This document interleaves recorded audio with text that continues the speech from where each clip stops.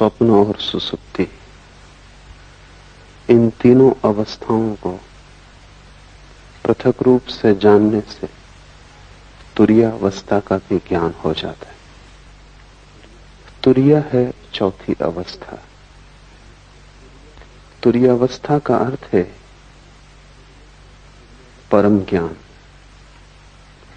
तुरीयावस्था का अर्थ है कि किसी प्रकार का अंधकार भीतर न रह जाए, सभी ज्योतिर्मय हो उठे, जरा सा कोना भी अंतस का अंधकारपूर्ण न हो, कुछ भी न बचे भीतर जिसके प्रति हम जागृत नहीं हो गए। बाहर और भीतर सब ओर जागृति का प्रकाश फैल जाए। अभी जहां हम हैं वहां या तो हम जागृत होते या हम स्वप्न में होते या हम सुसुप्ति में होते। चौथे का हमें कुछ भी पता नहीं। जब हम जागृत होते हैं तो बाहर का जगत तो दिखाई पड़ता है, हम खुद अंधेरे में होते। वस्तुएं तो दिखाई पड़ती हैं लेकिन स्वयं का कोई बोध नहीं होता। संसार तो दिखाई पड़ता है लेकिन आत्मा की कोई प्रतीति नहीं होती। ये आधी जागृत अवस्था है, जिसको हम जागरण कहते हैं। सुबह नींद से उठकर वो अधूरा जागरण है, और अधूरा भी कीमती नहीं, क्योंकि व्यर्थ तो दिखाई पड़ता है और सार्थक दिखाई नहीं पड़ता। कूड़ा करकट तो दिखाई पड़ता है, हीरे अंधेरे में खो जाते। खुद तो हम दिखाई नहीं पड़ते कि कौन है, और सारा संसार दिखाई पड़ता है। दूसरी अवस्था है स्वप्न की। हम तो दिखाई पड़ते ही नहीं स्वप्न में, बाहर का संसार भी खो जाता है। सिर्फ संसार से बने हुए प्रतिबिंब मन में तैरते, उन्हीं प्रतिबिंबों को हम जानते और देखते। जैसे कोई दर्पण में देखता हो चांद को, या झील पर कोई देखता हो आकाश के तारों को। सुबह जागकर हम वस्तुओं को सीधा देखते हैं, स्वप्न में हम वस्तुओं के प्रतिबिंब देखते हैं, वस्तुएं भी नहीं दिखाई पड़ती। और तीसरी अवस्था है जिससे हम परिचित हैं, बाहर का जगत भी खो जाता है, वस्तुओं का जगत भी अंधेरे में हो जाता है, और प्रतिबिंब भी नहीं दिखाई पड़ते, स्वप्न भी तिरोहित हो जाता है। तब हम गहन अंधकार में पड़ जाते, उसी को हम सुसुप्ति कहते हैं। सुसुप्ति में न तो बाहर का ज्ञान रहता न भीतर का। जागृत में बाहर का ज्ञान रहता है, और जागृत और सुसुप्ति के बीच की एक मध्य कड़ी है स्वप्न, जहां बाहर का ज्ञान तो नहीं होता लेकिन बाहर की वस्तुओं से बने हुए प्रतिबिंब हमारे मस्तिष्क में तैरते हैं और उन्हीं का ज्ञान होता है। चौथी अवस्था है तुरीया, वही सिद्धावस्था है। सारी चेष्टा उसी को पाने के लिए, सब ध्यान सब योग तुरीयावस्था को पाने के उपाय। तुरीयावस्था का अर्थ है भीतर और बाहर दोनों का ज्ञान। अंधेरा कहीं भी नहीं, न तो बाहर और न भीतर। पूर्ण जागृति, जिसको हमने बुद्धत्व कहा है, महावीर ने जिनत्व कहा है। न तो बाहर अंधकार है न भीतर, सब तरफ प्रकाश हो गया है। वस्तुओं को भी हम जानते हैं, स्वयं को भी हम जानते हैं। ऐसी जो चौथी अवस्था है वो कैसे पाई जाए, इसके ही ये सूत्र है। पहला सूत्र है जागृत, स्वप्न और सुसुप्ति, इन तीनों अवस्थाओं को पृथक रूप से जान लेने से तुरीयावस्था का ज्ञान हो जाता है। अभी हम जानते तो हैं लेकिन पृथक रूप से नहीं जानते। जब हम स्वप्न में होते हैं तब हमें पता नहीं चलता कि मैं स्वप्न देख रहा हूं, तब तो हम स्वप्न के साथ एक हो जाते। सुबह जाग के पता चलता है कि रात सपना देखा, लेकिन अब तो वो अवस्था खो चुकी। जब अवस्था होती है तब हम पृथक रूप से नहीं जान पाते, तादात्म्य हो जाता है। स्वप्न में लगता है कि हम स्वप्न हो गए, सुबह जाग के लगता है कि अब हम स्वप्न नहीं है, लेकिन अब हमारा तादात्म्य जागृत से हो जाता है। हम कहते हैं अब मैं जाग गया, लेकिन तुमने कभी सोचा कि रात तुम फिर सो जाओगे और ये तादात्म्य भी भूल जाएगा, फिर सपना आएगा और तुम सपने के साथ एक हो जाओगे। जो भी तुम्हारी आंख पर आ जाता है तुम उसी के साथ एक हो जाते हो, जबकि तुम सभी से पृथक हो। ये ऐसा ही है जैसे वर्षा आए और तुम समझने लगो कि मैं वर्षा हो गया, फिर गर्मी आए और तुम समझो कि मैं गर्मी हो गया, और फिर शीत आए और तुम समझो कि मैं शीत हो गया। लेकिन ये तीनों मौसम तुम्हारे आसपास है, तुम इन तीनों से अलग हो। बचपन था तो तुमने समझा कि मैं बच्चा हूं, जवान हुए तो तुमने समझ लिया कि मैं जवान हूं, बूढ़े हुए तो तुम समझ लोगे कि मैं बूढ़ा हूं, लेकिन तुम तीनों के पार हो। अगर तुम पार न होते तो बच्चा जवान होता कैसे? तुम्हारे भीतर कुछ है जो बचपन को छोड़ सका और जवान हो सका। वो कुछ बचपन और जवानी दोनों से अलग है। स्वप्न में तुम खो जाते हो, जागकर फिर तुम्हें लगता है सपना झूठ था। तुम्हारे भीतर कोई चेतना का तत्व है जो यात्रा करता है। स्वप्न, सुसुप्ति, जागृत तुम्हारे यात्रा के पड़ाव हैं, तुम नहीं हो। और जैसे ही तुम इस बात को समझ पाओगे कि तुम पृथक हो, अलग हो, वैसे ही चौथे का जन्म शुरू हो जाएगा। वो पृथकता ही चौथा है। महावीर ने इसके लिए बहुत कीमती शब्द प्रयोग किया। महावीर कहते हैं भेद विज्ञान। वे कहते हैं सारा विज्ञान अध्यात्म का भेद को साफ साफ कर लेने में वही इस शिव सूत्र का अर्थ है कि तुम्हें तीनों अवस्थाएं अलग अलग हैं, इसका पता चल जाए। जैसे ही तीनों अवस्थाओं को तुम अलग अलग जान लोगे, तुम ये भी जान लोगे कि मैं तीनों से अलग हूं। तुम्हें भेद की कला आ गई। अभी हमारी मनोदशा ऐसी है कि जो भी हमारे सामने होता है हम उसी के साथ एक हो जाते। किसी ने तुम्हें गाली दी, क्रोध उठा, उस क्षण में तुम क्रोध के साथ एक हो जाते। तुम भूल ही जाते हो कि क्षण भर पहले क्रोध नहीं था, तब भी तुम थे। क्षण भर बाद क्रोध फिर चला जाएगा, तब भी तुम रहोगे। तो क्रोध बीच में आया हुआ धुआं है। उसने तुम्हें कितना ही घेर लिया हो, लेकिन वो तुम्हारा स्वभाव नहीं। चिंता आती है तो चिंता का बादल घिर जाता है, सूरज छिप जाता है, तुम भूल ही जाते हो कि मैं पृथक हूं। सुख आता है तो तुम नाचने लगते हो, दुख आता है तो तुम रोने लगते हो। जो भी घटता है तुम उसी के साथ एक हो जाते हो। तुम्हें अपनी पृथकता का कोई बोध नहीं। इसे धीरे धीरे अलग करना सीखना होगा। हर स्थिति में अलग करना सीखना होगा। भोजन करते वक्त जानना कि जो भोजन कर रहा है वो शरीर है। भूख लगे तो जानना कि जिससे भूख लगी है वो शरीर है। मैं सिर्फ जानने वाला हूं। चेतना को कोई भूख लग भी नहीं सकती। गर्मी लगे और पसीना बहे तो जानना कि वो शरीर पर घट रहा है। इसका यह अर्थ नहीं कि तुम गर्मी में बैठे रहना और पसीना बहने देना। हटना, सुविधा बनाना, लेकिन शरीर के लिए ही सुविधा बनाई जा रही। तुम सिर्फ जानने वाले हो। धीरे धीरे प्रत्येक घटना जो तुम्हें घेरती है तुम उससे अपने को अलग करते जाना। कठिन है पृथक करना, क्योंकि बहुत बारीक फासला है। सीमा रेखा साफ नहीं, क्योंकि अनंत जन्मों में तुमने तादात्म्य करना ही सीखा है, तोड़ना नहीं सीखा है। तुमने हमेशा अपने को जोड़ना सीखा है स्थितियों के साथ। तुम तोड़ने की बात ही भूल गए। इसका नाम ही बेहोशी है, ये जो तुमने जोड़ना सीख लिया है। एक सुबह मुल्ला नसरुद्दीन अस्पताल में अपने मित्र के पास बैठा। मित्र ने आंख खोली और उसने कहा कि नसरुद्दीन क्या हुआ?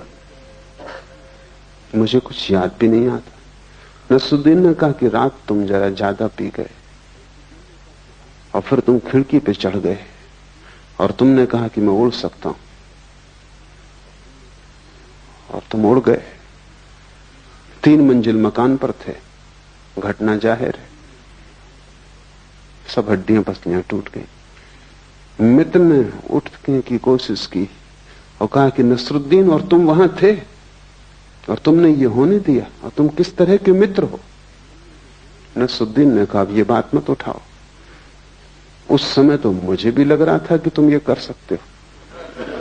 यही नहीं, अगर मेरे पजामे का नाड़ा थोड़ा ढीला ना होता तो मैं तुम्हारे साथ आ रहा था। वो तो कहां उड़ने में पजामा संभालूंगा, इसलिए मैं रुक गया और बच गया। तुम ही थोड़ी पी गए थे, मैं भी पी गया था। बेहोशी का अर्थ है जो भी चित्त में दशा आ जाए उसी के साथ एक हो जाना। शराबी को एक ख्याल आ गया कि उड़ सकता हूं, तो अब वो भेद नहीं कर सकता। सोचने के लिए जगह नहीं है, विवेक के लिए सुविधा नहीं है, इसी के साथ एक हो गया।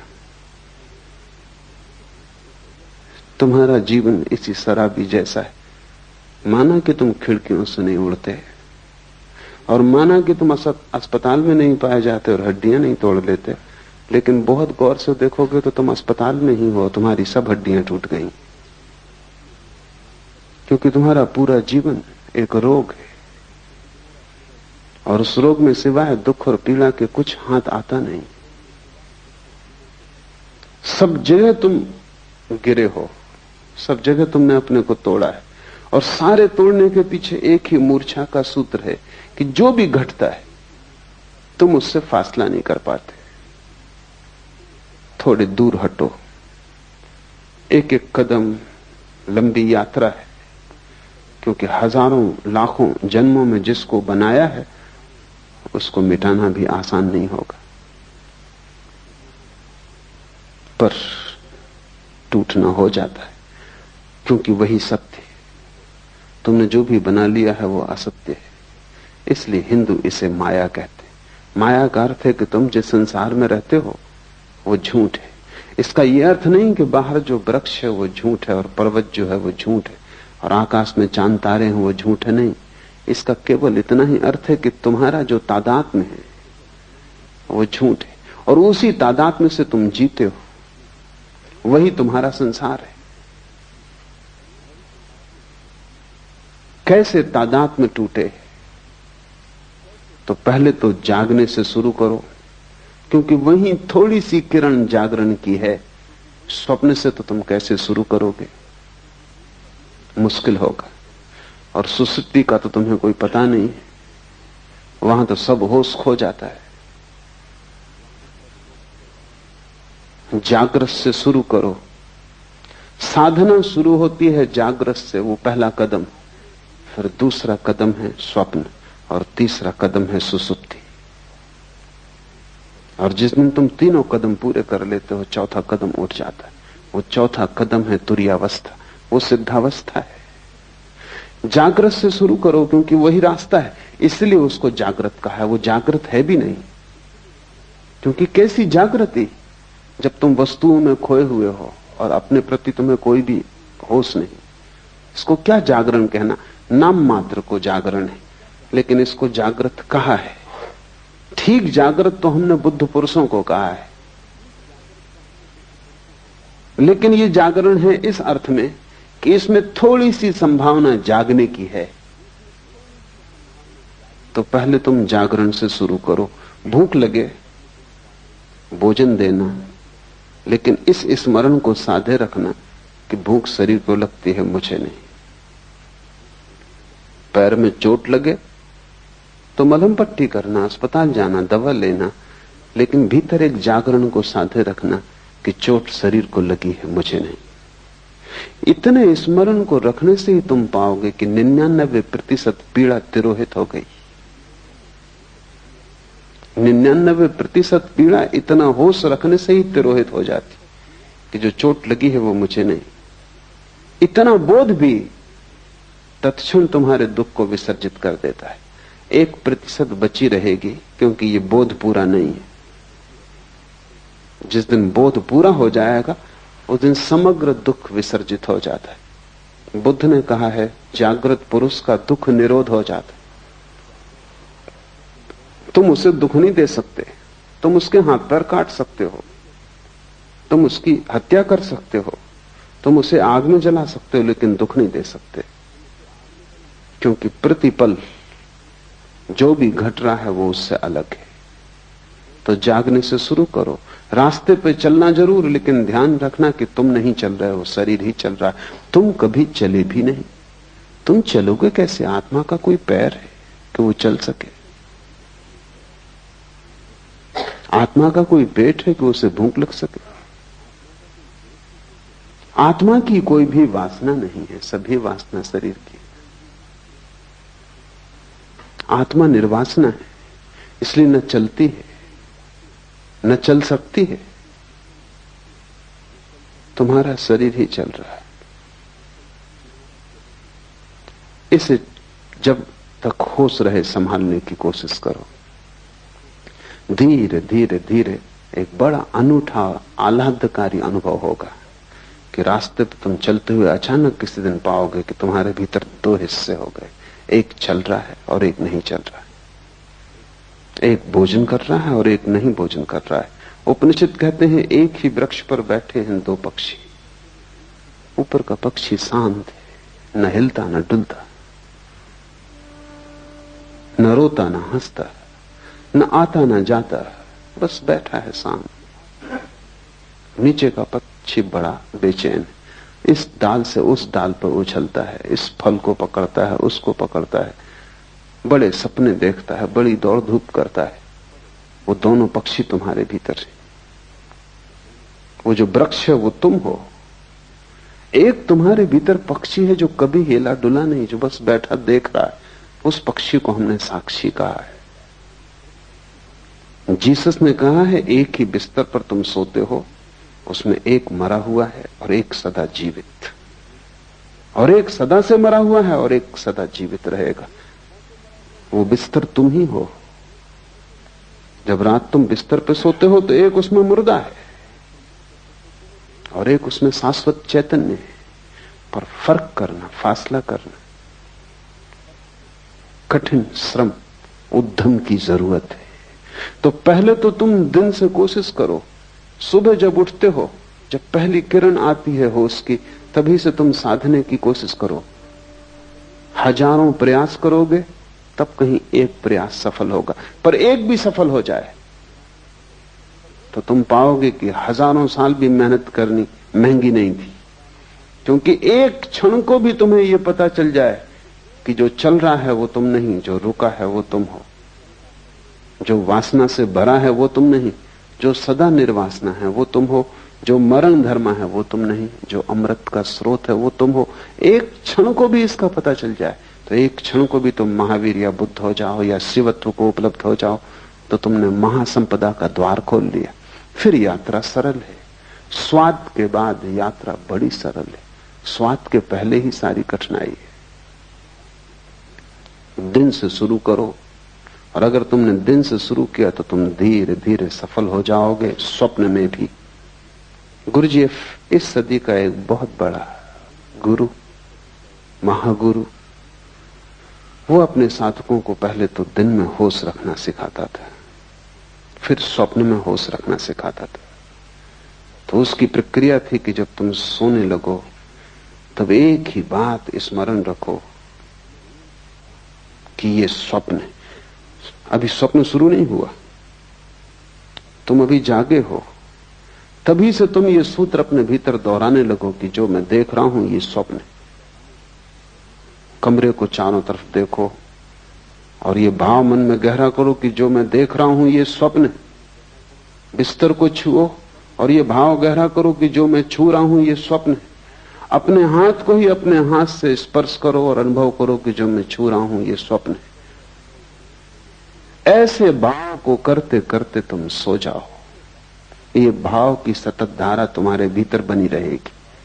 कुछ ही दिनों में तुम पाओगे कि बीच स्वप्न में तुम्हें अचानक याद आ जाता है कि ये स्वप्न है, और जैसे ही याद आता है स्वप्न उसी क्षण टूट जाता है, क्योंकि स्वप्न के चलने के लिए मूर्छा जरूरी है। वो बिना मूर्छा के स्वप्न नहीं चल सकता।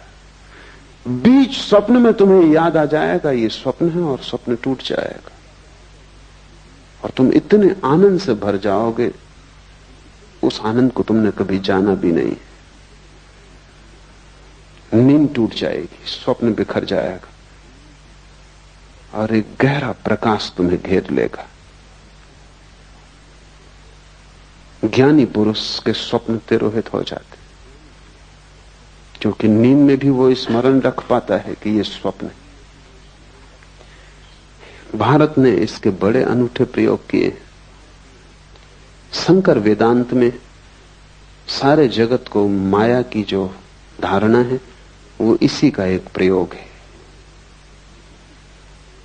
सन्यासी को 24 घंटे स्मरण रखना है कि जो भी हो रहा है सब स्वप्न है। जागते भी, रास्ते से गुजरते, बाजार में बैठे हुए भी स्मरण रखना है कि जो भी है सब स्वप्न है। ये क्यों? ये एक प्रयोग है, एक प्रक्रिया है, एक विधि है। अगर तुमने 8 घंटे जागते में स्मरण रखा कि जो भी हो रहा है ये स्वप्न है, तो ये स्मरण इतना गहरा हो जाएगा कि जब रात स्वप्न भी चलेगा तब तुम वहां भी याद रख सकोगे, वहां भी तुम याद रख सकोगे कि ये स्वप्न।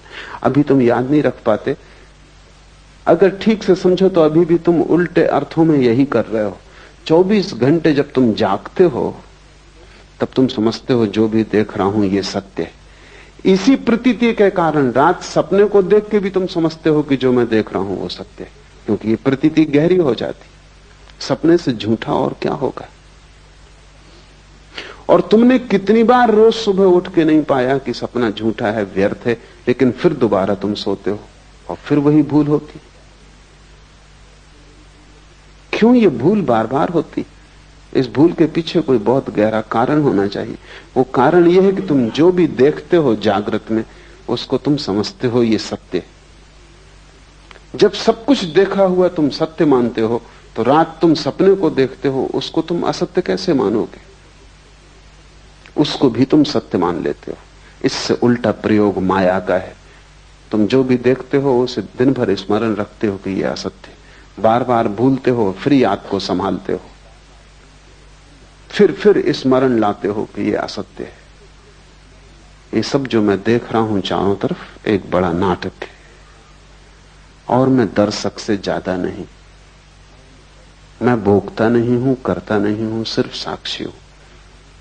इस भाव को अगर तुम संभालते हो तो इसकी भीतर धारा बन जाती। तब रात सपना टूट जाता है, और जिसका सपना टूट गया उसकी बड़ी उपलब्धि है। जब सपना टूट जाए तो फिर तीसरा चरण उठाया जा सकता है।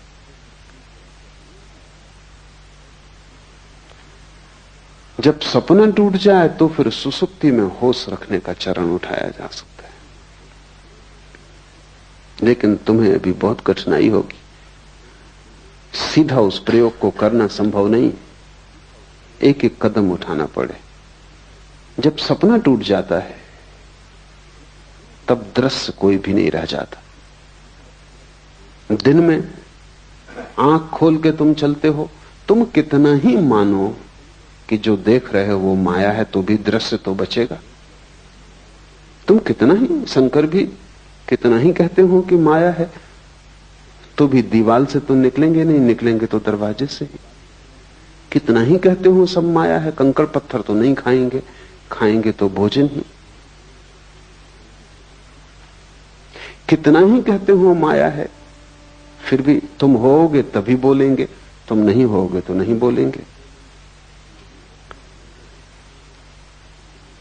इसलिए बाहर के जगत के साथ तुम कितनी ही मान्यता को गहन कर लो कि ये माया है, बाहर का जगत तो बना रहेगा, मिट नहीं जाएगा। कोई पत्थर मारेगा फेंक कर तो सिर टूटेगा, खून बहेगा, तुम दुखी मत होगे, तुम पीड़ा नहीं लोगे, तुम कहोगे सब माया है, तुम अपने को दूर रखोगे, लेकिन फिर भी घटना तो घटेगी। लेकिन स्वप्न में एक अनूठी बात है, वो बिल्कुल माया है,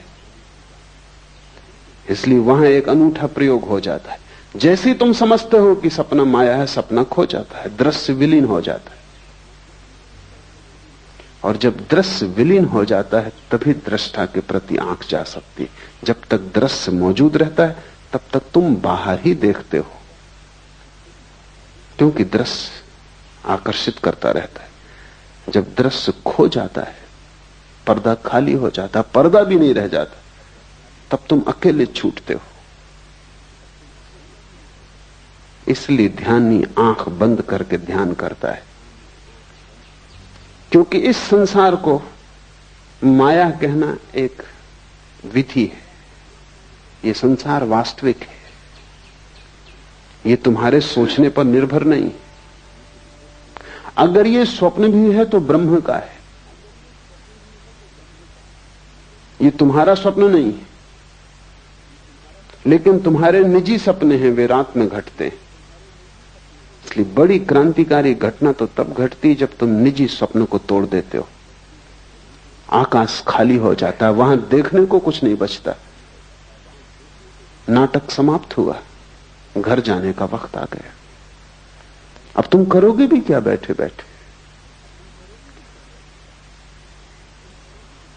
इस घड़ी में अचानक आंख मुड़ती है, क्योंकि बाहर कुछ भी खोजने को नहीं रह जाता, देखने को नहीं रह जाता, सोचने को नहीं रह जाता, कोई दृश्य नहीं बचता।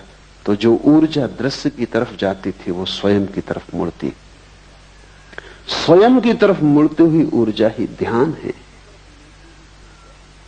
और जैसे ही स्वयं की तरफ मुड़ती, तब तुम सुसुप्ति में भी होश रख सकते हो, क्योंकि तुम तो होते हो।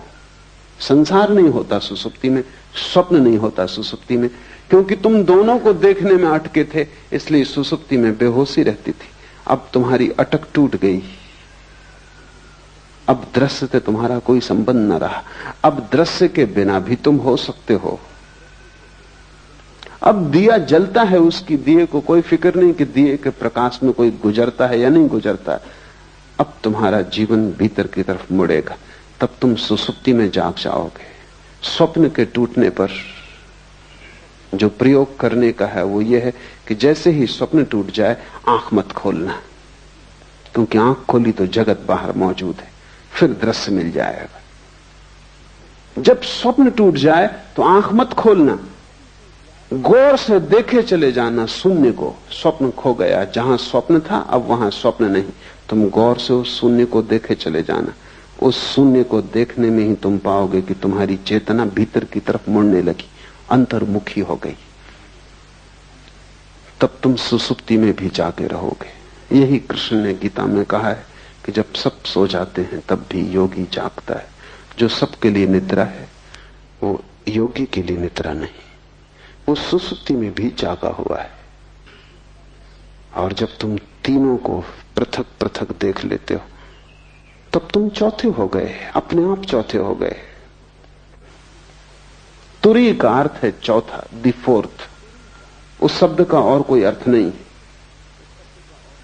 उसे कोई शब्द का अर्थ देने की जरूरत भी नहीं है, बस चौथा कहना काफी है। क्योंकि सभी अर्थ उसको बांध लेंगे, सभी शब्दों से बांध लेंगे, सिर्फ इशारा काफी है, क्योंकि वो अनंत है और असीम है। जैसे ही तुम तीन के बाहर हुए तुम परमात्मा हो। इन तीन में तुम प्रविष्ट हो गए हो, इसीलिए संकीर्ण हो गए हो। ये ऐसा ही है जैसे कि तुम खुले आकाश से एक टनल में, एक बोबदे में प्रवेश कर जाओ और बोबदा छोटा होता जाए। इंद्रियों तक आते आते तुम बिल्कुल संकीर्ण हो गए हो। पीछे लौटना है। जैसे जैसे तुम पीछे लौटते हो तुम्हारा आकाश बड़ा होता जाता है। जिस क्षण तुम तीनों के पार अपने को देख लेते हो उस दिन तुम महाकाश हो, उस दिन तुम परमात्मा हो। ऐसे ही जैसे कि कोई आदमी दूरबीन से देखता है आकाश को, दूरबीन का छोटा सा छेद, वो अपनी सारी आंखों को उसी पर लगा देता है। फिर दूरबीन से आंखें हटाता है, तब उसे पता चलता है कि मैं दूरबीन नहीं हूं। तुम भी आंख नहीं हो, लेकिन आंख पर तुम कई जन्मों से टिके हो। तुम कान नहीं हो, लेकिन कान से तुम कई जन्मों से सुन रहे हो। तुम हाथ नहीं हो, लेकिन हाथ से तुम कई जन्मों से छू रहे हो। बस तुम दूरबीन से बंध गए हो। तुम्हारी हालत वैसी हो गई जैसे किसी वैज्ञानिक को दूरबीन बंध गई हो। अब वो दूरबीन को आंख से बांधे हुए घूम रहा है। तुम उसको कितना ही कहो कि दूरबीन उतार के रखो, ये तुम नहीं हो, पर वो दूरबीन से ही देख सकता है और भूल ही गया है। ये विस्मृति है। इस विस्मृति को तोड़ने की प्रक्रिया है। जागृत से शुरू करो, सुसुप्ति पर पूर्ण होने दो। जागृत, स्वप्न और सुसुप्ति, इन तीनों अवस्थाओं को पृथक रूप से जानने से तुरीय अवस्था का भी ज्ञान हो जाता है। इसे शुरू करो और धीरे धीरे बढ़ते जाओ। जिस दिन तुम्हें गहरी नींद में होश रह जाए, उस दिन जान लेना तुम में, बुद्ध में, महावीर में, शिव में अब कोई अंतर न रहा। लेकिन तुम उल्टा ही काम कर रहे हो। तुम जागरण में भी ठीक जागे हुए नहीं हो, तो तुम सुसुप्ति में कैसे जागोगे? तुम यहां भी सोए हुए हो। तुम्हारा जागरण नाम मात्र को है। तुम्हें भ्रम पैदा होता है कि तुम जागे हो, क्योंकि तुम काम चलाओ, काम निपटा लेते हो। साइकिल चला लेते हो, तुम सोचते हो तुम जागे हुए हो। कार चला लेते हो, तुम सोचते हो तुम जागे हुए हो। लेकिन तुमने कभी ख्याल किया कि ये सब ऑटोमेटिक हो गया है, यंत्रवत हो गया है। साइकिल चलाने वाला सोचता भी नहीं कि अब बाएं मुड़ना है, अब दाएं मुड़ना है।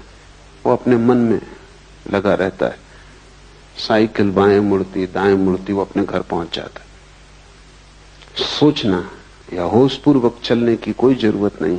सब यंत्रवत हो गया है, आदत हो गई। वो घर पहुंच ही जाता है।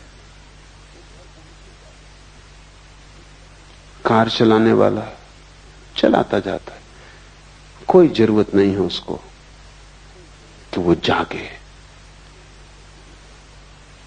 हम सब की जिंदगी एक रूटीन, एक बंधी हुई लीक पर घूमने लगती। जैसे कोल्हू के बैल चलते हैं, ऐसे हम चलने लगते। उसी लीक पर रोज चलते हैं। किसी की लीक थोड़ी बड़ी, किसी की थोड़ी छोटी, किसी की थोड़ी सुंदर, किसी की थोड़ी कुरूप, लेकिन लीक होने में कोई फर्क नहीं है। तुम्हारी जिंदगी एक कोल्हू के बैल की भांति है। सुबह उठते हो, एक धारा चलती है, रात सो जाते हो, एक वर्तुल पूरा हुआ, फिर सुबह उठते हो, फिर वही। ये सब इतनी बार तुमने दोहराया है कि अब होश रखने की कोई जरूरत ही नहीं। ये बेहोशी में ही हो जाता है। समय पर भूख लग जाती है, समय पर नींद आ जाती है, समय पर उठ के तुम बाजार चल पड़ते हो। तुम पूरी जिंदगी को ऐसे सोए सोए एक वर्तुल में गुजार रहे हो। कब जागोगे? कब एक झटका दोगे अपने को? कब इस लीक से उठोगे? कब कहोगे कि मैं कोल्हू का बैल होने को राजी नहीं हूं?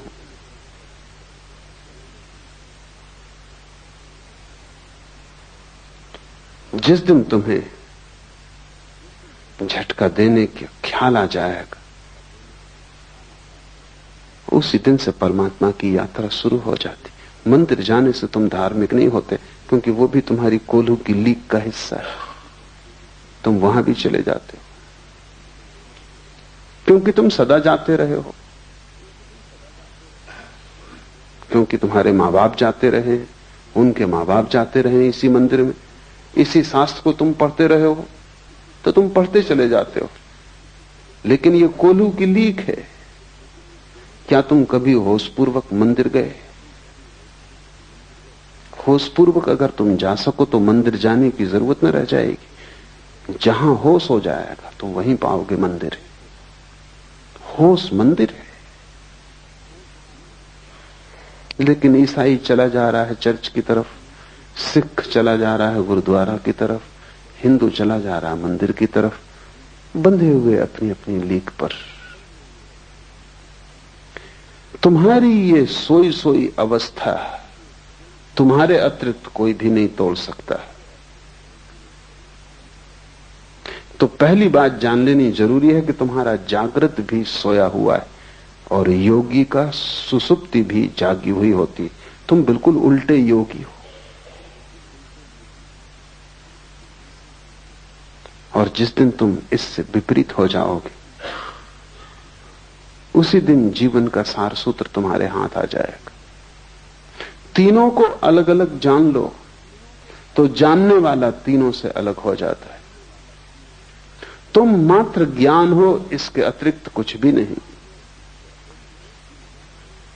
तुम सिर्फ होश मात्र हो, लेकिन तीनों से अपने को तोड़ो। पढ़ता था मैं एक सूफी फकीर के संबंध में, जुन्नत के बाबत। कोई उसे गाली दे जाता तो वो कहता कि कल आके उत्तर दूंगा।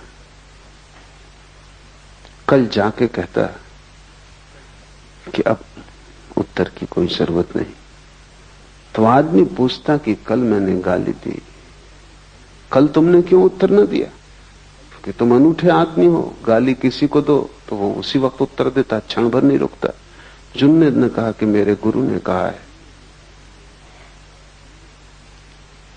कि अगर जल्दी की तो मूर्छा हो जाती, तो थोड़ा वक्त देना। कोई गाली दे, उसी वक्त अगर उत्तर दिया तो उत्तर मूर्छा में दिया जाएगा, क्योंकि गाली तुम्हें घेरे होगी, उसका ताप तुम्हें पकड़े होगा, उसका धुआं अभी आंखों में होगा। थोड़ा बादल को गुजर जाने दो, 24 घंटे का वक्त दो, फिर उत्तर देना। और जुन्नैद कहता कि मेरा गुरु बहुत चालबाज आदमी था, क्योंकि जब से मैं उत्तर ही नहीं दे पाया। 24 घंटा कोई रुक जाए क्रोध करने को तो तुम सोचते हो क्रोध कर पाएगा? 24 मिनट भी रुक जाए तो क्रोध असंभव है, 24 सेकंड रुक जाए तो क्रोध असंभव है। सच तो यह है कि 1 सेकंड भी अगर रुक जाए और देख ले तो क्रोध असंभव है। लेकिन तुम रुकते ही नहीं। उधर किसी ने गाली दी, जैसे किसी ने बिजली का बटन दबाया, इधर तुम्हारा पंखा चला। इसमें रत्ती भर का फासला नहीं है, इसमें जरा सी भी संद नहीं है, और तुम सोचते हो कि तुम बड़े होशपूर्ण हो। तुम मालिक भी नहीं हो अपने। बेहोश आदमी अपना मालिक हो भी नहीं सकता। कोई भी बटन दबाता है और तुम्हें चलाता है। कोई आया, तुम्हारी खुशामद की और तुम खिलखिला गए, गदगद हो गए।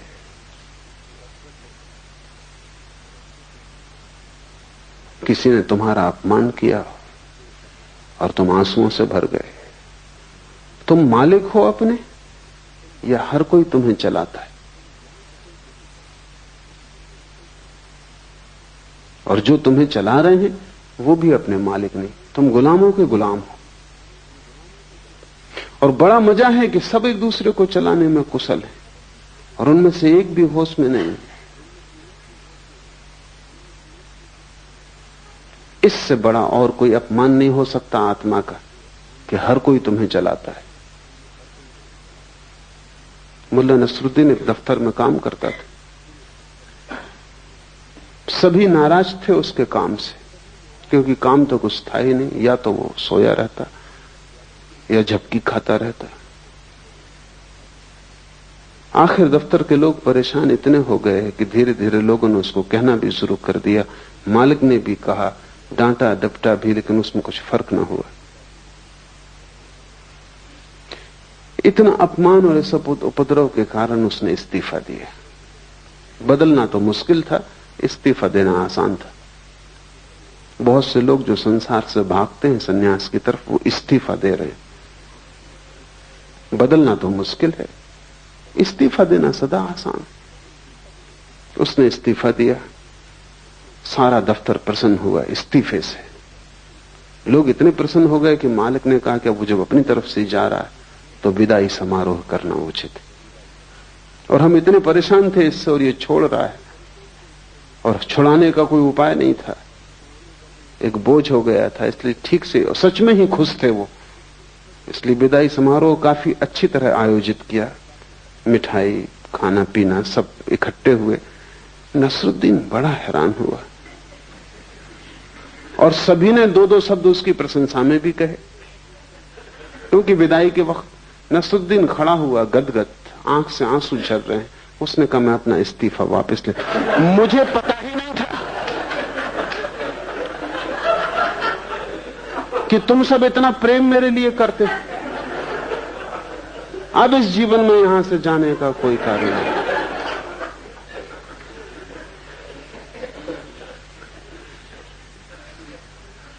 हम संचालित हो रहे हैं, और अक्सर यह होता है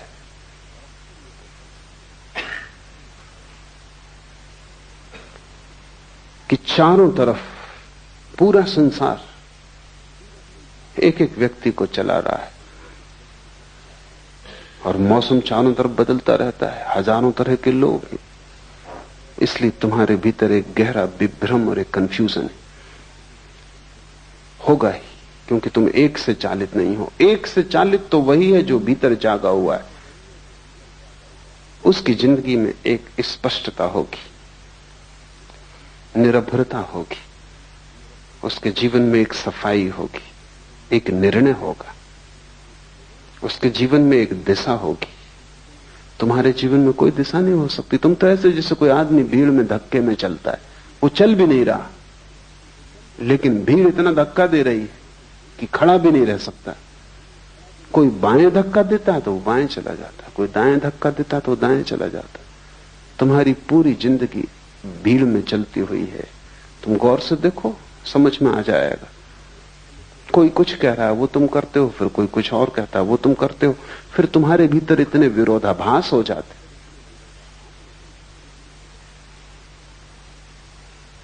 एक आदमी मेरे परिचित हैं, चोट लग गई थी, थोड़ी सी चोट थी, रिक्शा उलट गया था, फिर अस्पताल से भी छूट गए, फिर 6 महीने भी बीत गए, भले चंगे भी हो गए, लेकिन फिर भी वो अपनी बैसाखी। तो मैं उनको पूछा, कभी बैसाखी कब छोड़ोगे? कहते, छोड़ना तो मैं भी चाहता हूं, मेरा डॉक्टर कहता है बेकार है, लेकिन मेरा वकील कहता है अभी रखो, जब तक मुकदमा तय न हो जाए। तो किसकी सुनूं? तुम्हारा वकील कुछ कहता है, तुम्हारा डॉक्टर कुछ कहता है, पत्नी कुछ कहती, पति कुछ कहता, बेटा कुछ कहता, बाप कुछ कहता। चारों तरफ तुम्हें चलाने वाले मालिक, करोड़ों मालिक हैं, और तुम अकेले हो, और तुम सबकी सुनते हो। जो भी दबा देता है उसी की सुनते हो। तब तुम्हारे भीतर सब दरारें पड़ जाती हैं, खंड खंड हो जाता है व्यक्तित्व। जब तक तुम भीतर की न सुनोगे तब तक तुम अखंड नहीं हो सकते। मैं सन्यासी उसे कहता हूं जिसने भीतर की आवाज सुननी शुरू कर दी, और जब वो भीतर की आवाज पर सब दांव लगाने को राजी है। लेकिन भीतर की आवाज तुम्हें समझ में भी ना आएगी जब तक तुम बेहोश हो। तब तक अगर तुमने भीतर की आवाज समझी भी कि भीतर की है, तो वो भीतर की ना होगी, वो भी बाहर की आवाज होगी। बेहोश आदमी को भीतर की आवाज का क्या पता? नहीं तो दिल्ली में बैठे सभी राजनीतिक अंतरात्मा की आवाज की बात करते हैं। इंदिरा, गिरी, अंतरात्मा की आवाज।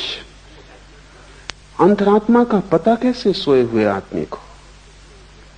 कौन सी आवाज अंतरात्मा की तुम्हें कैसे पता? जो भी आवाज तुम्हारी वासनाओं को तृप्त करती मालूम पड़ती, अंतर्वासना की आवाज, उसे तुम अंतरात्मा की आवाज कहते हो।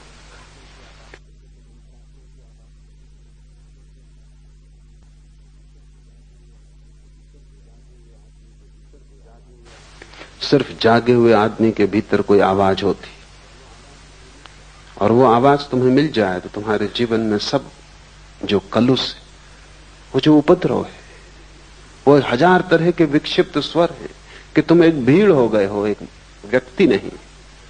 तुम एक बाजार की तरह हो जिसमें सब चल रहा है। बंबई का शेयर बाजार हो तुम, सब चल रहा है। कुछ समझ में नहीं आता। कोई नए आदमी को तो समझ में ना आया कि तुम क्या हो। कोई कुछ चिल्ला रहा है, कोई कुछ चिल्ला रहा है, सब तरह की आवाजें। तुम्हारी आवाज बिल्कुल खो गई है। तुरीय अवस्था का अर्थ है आत्मा को पहचानना, और इन तीन से तुम अपने को तोड़ो तो ही तुम आत्मा को पहचान सकोगे। छोटे छोटे प्रयोग शुरू करो। क्रोध आए, रुको, जल्दी क्या है। घृणा आए, थोड़ा रुको, थोड़ा संधि काल चाहिए, तभी उत्तर दो जबकि तुम होश में आ जाओ। उसके पहले उत्तर मत दो, और तुम पाओगे तुम्हारी जिंदगी से पाप खोना शुरू हो गया, गलत अपने आप विसर्जित होने लगा। तुम अचानक पाओगे कि अब क्रोध का उत्तर देने की कोई जरूरत न रही। यह भी हो सकता है कि जिसने तुम्हारा अपमान किया था तुम उसे धन्यवाद देने भी जाओ, क्योंकि उसने भी तुम्हारा उपकार किया है, तुम्हें एक जागने का मौका दिया है। कबीर ने कहा है, निंदक नीरे राखिए आंगन कुटी छबाए। वो जो तुम्हारी निंदा कर रहा है उसे तुम पास में ही संभाल के इंतजाम कर दो, उसको घर में ही ठहरा लो,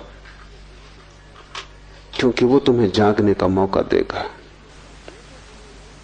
जो जो तुम्हें मूर्छित होने का मौका देता है, अगर तुम चाहो तो उसी मौके को तुम जागरण की भी सीढ़ी बना सकते हो। जिंदगी ऐसे है जिससे रास्ते पे एक बड़ा पत्थर पड़ा हो। जो ना समझे वो पत्थर को देख के लौट जाते हैं, वो कहते हैं रास्ता बंद है। जो समझदार है वो पत्थर पे चढ़ जाते, वो उसको सीढ़ी बना लेते हैं, और जैसे ही सीढ़ी बना लेते हैं और भी ऊपर का रास्ता उन्मुक्त हो जाता है। साधक के लिए एक ही बात स्मरण रखनी है कि जीवन का हर क्षण जागृति के लिए उपयोग कर लिया जाए। चाहे भूख हो, चाहे क्रोध हो, चाहे काम हो, चाहे लोभ हो, हर स्थिति को जागरण के लिए उपयोग कर लिया जाए। रत्ती रत्ती तुम इस तरह इकट्ठा करोगे जागरण, तो तुम्हारे भीतर ईंधन इकट्ठा हो जाएगा। उस ईंधन से जो ज्वाला पैदा होती है उसमें तुम पाओगे कि तुम न तो जागृत हो, न तुम स्वप्न हो, न तुम सुसुप्ति हो, तुम तीनों के पार पृथक हो। ज्ञान का बना रहना ही जागृत अवस्था है। बाहर की वस्तुओं के ज्ञान का बना रहना जागृत अवस्था है। विकल्प ही स्वप्न है। मन में विचारों का तंतुजाल, विकल्पों का, कल्पनाओं का फैलाव स्वप्न है। अविवेक अर्थात स्वबोध का अभाव सुसुप्ति है। ये तीन अवस्थाएं हैं जिनमें हम गुजरते हैं। लेकिन जब हम एक से गुजरते हैं तो हम उसी के साथ एक हो जाते हैं। जब हम दूसरे में पहुंचते हैं तो हम दूसरे के साथ एक हो जाते हैं। जब हम तीसरे में पहुंचते हैं तो तीसरे के साथ एक हो जाते हैं। इसलिए हम तीनों को अलग अलग नहीं देख पाते। अलग देखने के लिए थोड़ा फासला चाहिए, परिपेक्ष चाहिए। अलग देखने के लिए थोड़ी सी जगह चाहिए। तुम्हारे और जिसे तुम देखते हो दोनों के बीच में थोड़ा रिक्त स्थान चाहिए। तुम आईने में भी अगर बिल्कुल सिर लगा के खड़े हो जाओ तो अपना प्रतिबिंब न देख पाओगे, थोड़ी दूरी चाहिए। और तुम इतने निकट खड़े हो जाते हो जागृत के, स्वप्न के, सुसुप्ति के, कि तुम बिल्कुल एक ही हो जाते हो। तुम उसी के रंग में रंग जाते हो। और ये दूसरे के रंग में रंग जाने की आदत हमारी इतनी गहन हो गई है कि हमें पता भी नहीं चलता, और इसका शोषण किया जाता है। अगर तुम हिंदू हो और तुमसे कहा जाए कि मस्जिद खड़ी, इसमें आग लगा दो, तुम 1000 बार सोचोगे, विचार करोगे कि ये क्या उचित है। और मस्जिद भी उसी परमात्मा के लिए समर्पित है। ढंग होगा और सीढ़ी का रंग होगा और रास्ते की व्यवस्था होगी और, लेकिन मंजिल वही है। लेकिन हिंदुओं की एक भीड़ मंदिर मस्जिद को आग लगाने जा रही हो, तुम उस भीड़ में हो, तब तुम नहीं सोचते, क्योंकि तुम भीड़ के रंग में रंग जाते, तब तुम मस्जिद को जला दोगे। और बाद में कोई अगर तुमसे पूछेगा कि तुम ये कैसे कर सके, तो तुम भी सोचोगे और कहोगे कि आश्चर्य है कि मैं कैसे कर सका, अकेले तुम ये ना कर पाते, लेकिन भीड़ में तुम क्यों खो गए? क्योंकि खोने की तुम्हारी आदत है। कोई मुसलमान इतना बुरा नहीं है अकेले में जितना भीड़ के साथ बुरा होता है। कोई हिंदू इतना बुरा नहीं है अकेले में जितना भीड़ के साथ बुरा होता है। किसी अकेले आदमी ने इतने पाप नहीं किए जितने भीड़ ने पाप किए। क्यों? क्योंकि भीड़ तुम्हें रंग देती है, तुम भीड़ के रंग में एक हो जाते। अगर भीड़ क्रोध से भरी है, तुम अचानक पाते हो तुम्हारे भीतर क्रोध जग रहा है। अगर भीड़ रो रही है, चीख रही, चिल्ला रही, तो तुम रोने, चीखने, चिल्लाने लगते हो। अगर भीड़ प्रसन्न है, तुम अपना दुख भूल जाते हो और प्रसन्न हो जाते हो। ख्याल करो, तुम किसी के घर गए हो, कोई मर गया है, वहां अनेक लोग रो रहे हैं, अचानक तुम पाते हो तुम्हारे भीतर भी रुदन उठा आ रहा है। शायद तुम सोचते होगे कि तुम बड़े करुणावान हो, शायद तुम सोचते हो कि तुम बड़ी दया और प्रेम से भरे हुए व्यक्ति हो, शायद तुम सोचते हो कि सहानुभूति के कारण ये आंसू आ रहे हैं, तो तुम गलती में हो। क्योंकि घर भी तुमने ये खबर सुनी थी कि वो आदमी मर गया, तब तुम्हें कुछ भी ना हुआ था, क्योंकि तुम अकेले थे। तब तुमने सोचा होगा कि ठीक है, मरना जीना लगा ही रहता है। बजाय इसके कि ये आदमी मर गया, इससे तुम्हें दुख होता, तुम्हें यही झंझट आई होगी कि अब जाना पड़ेगा और संवेदना प्रकट करनी पड़ेगी। और 25 दूसरे काम थे, अब एक और उपद्रव बीच में आ गया। और ये आदमी था ही ऐसा, बेवक्त मरा, कोई वक्त था आज मरने का। ये तुम्हारे विचार रहे होंगे। लेकिन तुम जब घर में पहुंचोगे और वहां तुम लोगों को रोते देखोगे, भीड़ जब वहां दुखी हो रही होगी, तुम अचानक पाओगे तुम्हारे भीतर भी बड़े भाव उठ। ये भाव दो कौड़ी के और खतरनाक है, क्योंकि भीड़ तुम्हें रंगे दे रही है। तुम अपने को बचाना। ऐसी सहानुभूति किसी मतलब की नहीं जो भीड़ से आती हो, जो तुम्हारे हृदय से ना आती हो। तुमने देखा कि दुखी, बेचैन, परेशान लोग भी होली के हुल्लड़ में बड़े आनंदित दिखाई पड़ने लगते, वो भी नाचने गाने लगते, गुलाल उड़ाने लगते। जिनकी जिंदगी में गुलाल बिल्कुल भी नहीं है और जिनकी जिंदगी में कभी कोई खुशी, कोई गीत नहीं देखा गया, अचानक रास्तों पर रंग फेंक रहे। हुआ क्या इनको? यही आदमी कल चला जा रहा था, मरा मरा, इसका पैर नहीं उठ रहा था, इसकी जिंदगी ऐसी थी जैसे सुसुप्त, और यही आदमी आज नाच रहा है। भीड़ ने रंग दिया ऐसे। साधक को भीड़ से सावधान होना चाहिए। तुम अपनी आवाज खोजो, अपना स्वर खोजो।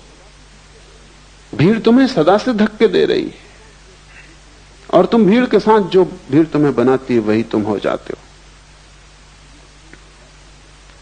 ये क्यों हो पाता है? ये इसलिए हो पाता है कि तुम पृथकता अपनी अनुभव नहीं करते, और जहां भी तुम्हें अपनी पृथकता खोने का मौका मिलता है, तुम तत्क्षण खो देते हो। तुम उधार बैठे हो कि कहीं भी डूब जाओ। नींद आई तो नींद में डूब गए, जागृत आया तो जागृत में डूब गए, स्वप्न आया तो स्वप्न में डूब गए। लोग दुखी हैं तो तुम दुखी हो गए, लोग सुखी हैं तो तुम सुखी हो गए। तुम हो या सिर्फ तुम एक डूबने का बिंदु हो? तुम्हारा कोई अस्तित्व है, तुम्हारा कोई केंद्र है। उस केंद्र का नाम ही आत्मा है। अपने अस्तित्व को जगाओ, डूबने से बचो। इसलिए सारे धर्म शराब के विरोध में। शराब में ऐसी कोई खराबी नहीं, लेकिन सभी धर्म विरोध में। कारण कुल इतना ही है कि वो डूबने का रास्ता है। सभी धर्म जगाने के पक्ष में, और जो आदमी शराब पी रहा है वो डूब रहा है। जो जो चीजें डुबाती हैं तुम्हें, जिन जिन चीजों से तुम और भी ज्यादा मूर्छित होते हो, तुम वैसे ही काफी मूर्छित हो। रत्ती भर तुम में जरा सा होश है, तुम उसी को भी खोने के लिए तैयार रहते हो। और आश्चर्य की बात तो यह है कि जब भी तुम उसे खो देते हो तभी तुम प्रसन्न होते हो। तुम जैसा मूल खोजना असंभव है, क्योंकि जब तुम उसे खो देते हो तभी तुम कहते हो कि बड़ा आनंद है। क्यों? क्योंकि वो जो थोड़ा सा होश है वो तुम्हें जिंदगी की समस्याओं को दिखने में सहायता देता है। वो तुम्हें जिंदगी के प्रति चैतन्य बनाता है और चिंता से भरता है। वो तुम्हें होश से भरता है कि तुम होश में नहीं हो। वो जो छोटा सा तुम्हारे भीतर किरण है वो तुम्हारे अंधकार को प्रकट करती है जो कि गहन है। तुम उस किरण को भी बुझा देना चाहते हो कि न रहेगी किरण, न रहेगा बांस, न बजेगी बांसुरी, न रहेगी किरण, न अंधेरे का पता चलेगा। क्योंकि उस किरण की वजह से अंधेरा पता चलता। हटाओ इस किरण को, पी लो शराब, डूब जाओ किसी भीड़ के उपद्रव में, राजनीति में, इसमें उसमें, कहीं भी अपने को लगा दो ताकि तुम अपने को भूल जाओ। पश्चिम के मनोवैज्ञानिक लोगों को कहते हैं कि तुम अगर अपने को भुला सको तो ही तुम स्वस्थ रह सकोगे, और पूरब के धर्म गुरुओं ने कहा है कि तुम अपने को जगा सको तो ही तुम स्वस्थ हो सकोगे। बड़ी उल्टी बातें, लेकिन दोनों बातें सार्थक हैं। पश्चिम का मनोवैज्ञानिक तुम जैसे हो उसको स्वीकार करता है। तुम जैसे हो ऐसे ही तुम रह सको, जी सको, किसी तरह गुजार सको जिंदगी, उसमें सहायता पहुंचाता है। वो ठीक कह रहा है। वो कह रहा है किसी तरह अपने को बुला दो। ज्यादा चैतन्य खतरनाक है, क्योंकि तुम चिंता से भर जाओगे, क्योंकि तब तुम्हें सब चीजें दिखाई पड़नी शुरू हो जाएंगी और कुछ भी ठीक नहीं है इस जिंदगी में, सब गड़बड़ है, सब अस्त व्यस्त है। तो बेहतर तुम आंख बंद कर लो, प्रसन्न रहो। क्या जरूरत है इस सारे समस्या को देखने की? लेकिन पूरब के धर्मगुरु तुम्हें स्वीकार नहीं करते। वो कहते हैं तुम तो रुग्ण हो, तुम तो विक्षिप्त हो ही, तुम्हें पहले शांति की जरूरत नहीं है। कोई चिंता नहीं अगर चिंता बढ़े और तुम्हारे भीतर बेचैनी आए, कोई हर्ज नहीं, क्योंकि उसी के द्वारा तुम बदलोगे, क्रांति होगी। ये तो ऐसा है जैसे एक आदमी कैंसर से पड़ा है और हम कुछ भी नहीं कर सकते, तो हम उसको मार्फिया देते हैं कि तुम अपना आराम से तो पड़े रहो। लेकिन पूरब के धर्मगुरु कहते हैं मार्फिया से जीवन क्रांति नहीं होती। जगाओ, रूपांतरण हो सकता है। और आदमी जैसा है ये उसकी अंतिम अवस्था नहीं, ये उसकी प्रथम अवस्था तक नहीं। ये तो यात्रा के बिल्कुल बाहर ही खड़ा है, द्वार के।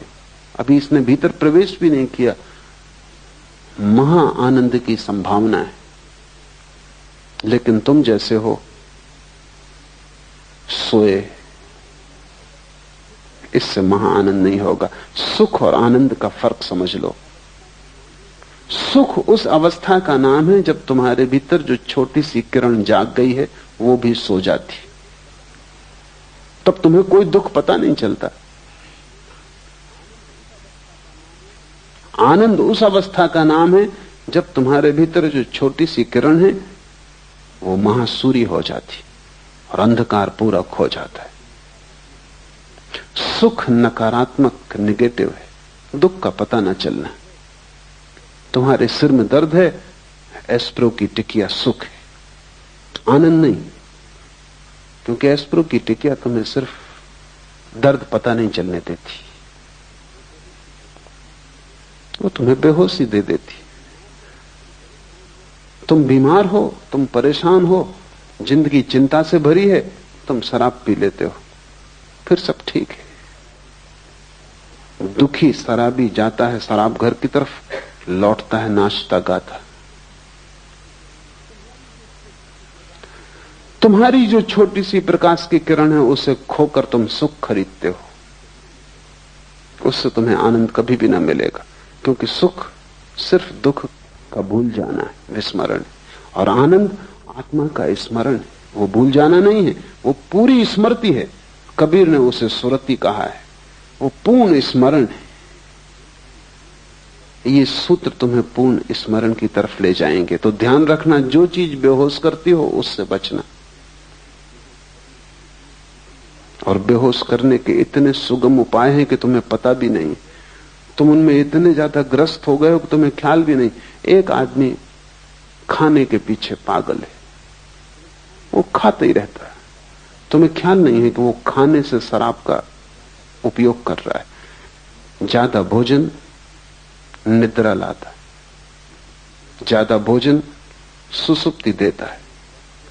इसलिए अगर किसी दिन तुमने उपवास किया तो रात तुम सो ना सकोगे, क्योंकि भोजन की एक अपनी तंद्रा है। तो जो आदमी 24 घंटे खाने में लगा है, वो खाने के माध्यम से बेहोशी खोज रहा है।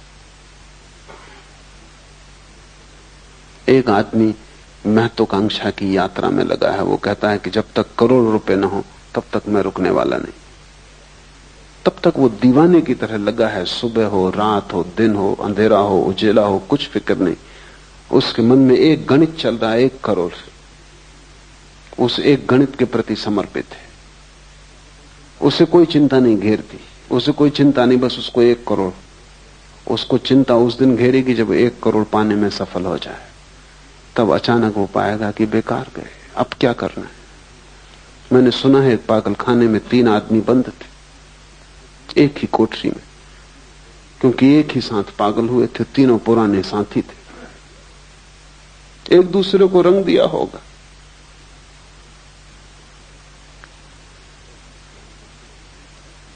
एक मनोवैज्ञानिक उनका अध्ययन करने आया था, तो उसने पागलखाने के डॉक्टर को पूछा कि इसमें नंबर 1 की क्या तकलीफ है। उसने कहा, ये नंबर 1 एक रस्सी में लगी हुई गांठ को खोलने का उपाय कर रहा था और खोल नहीं पाया, उसी में पागल हुआ। और ये दूसरा क्या कर रहा था, कि ये भी वही गांठ खोल रहा था रस्सी में लगी, और खोलने में सफल हो गया और इसीलिए पागल हुआ। वो मनोवैज्ञानिक थोड़ा हैरान हुआ। उसने कहा, ये तीसरे सज्जन? उसने कहा, ये वो सज्जन है जिनने गांठ लगाई थी।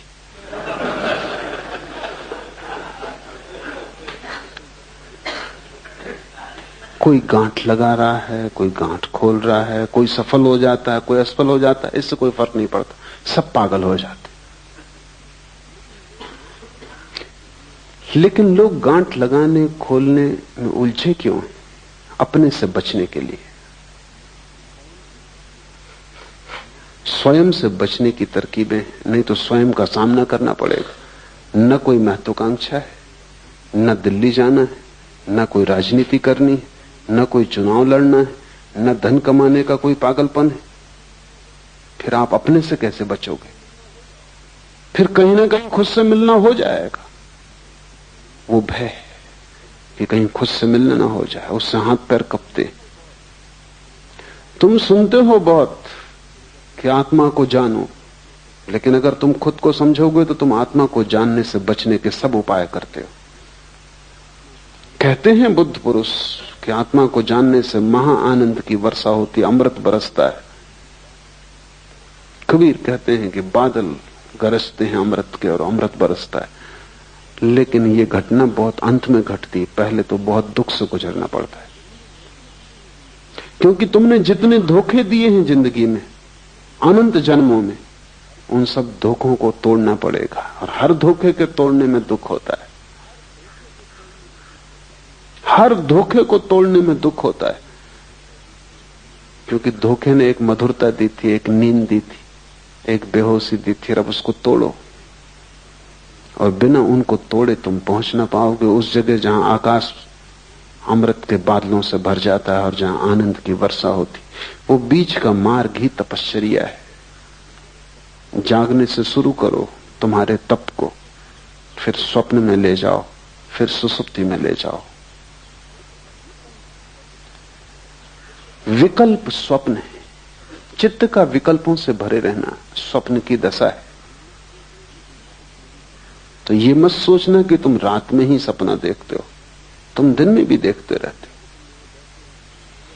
जरूरी नहीं कि तुम यहां बैठे हो तो तुम यहां बैठे हो सकता है तुम मुझे सुन भी रहे हो और सपना भी देख रहे हो।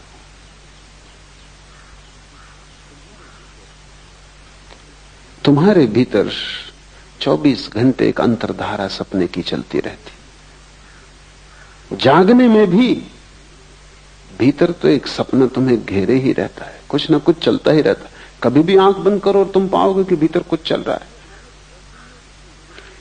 यह हालत ऐसी है जैसे दिन में, रात में तो आकाश में तारे दिखाई पड़ते हैं, दिन में दिखाई नहीं पड़ते क्योंकि सूरज के प्रकाश में ढक जाते।